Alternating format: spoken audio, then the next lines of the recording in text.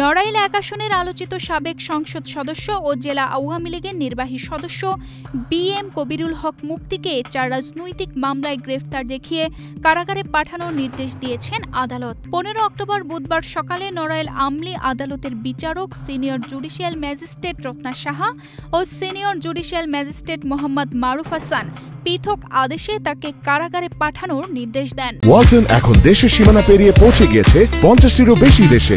ওয়ালটন, ঘরে ঘরে বিশ্বজুড়ে। এ ঘটনার পর ১৯ অক্টোবর রোববার নিয়মিত মামলার হাজিরা দিতে আদালতে উপস্থিত করানো হয় তাকে। সকাল ৯টার পর কঠোর পুলিশি নিরাপত্তার মধ্য দিয়ে মুক্তিকে আদালতে আনা হয়। সেই সঙ্গে এসব মামলায় জামিনের আবেদন নামঞ্জুর করে আদালতে কারাগারে পাঠানোর নির্দেশ দিয়েছেন আবারও।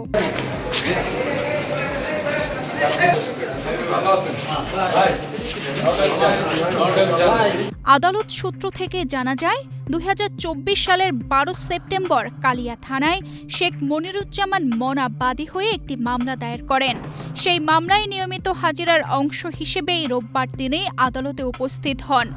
এর আগে গত ১৪ অক্টোবর মঙ্গলবার দুপুর ২টা ১০ মিনিটে ঢাকা কেন্দ্রীয় কারাগার কেরানীগঞ্জ থেকে পিজন ভ্যানে বিশেষ নিরাপত্তায় তাকে নড়াইল জেলা কারাগারে আনা হয়।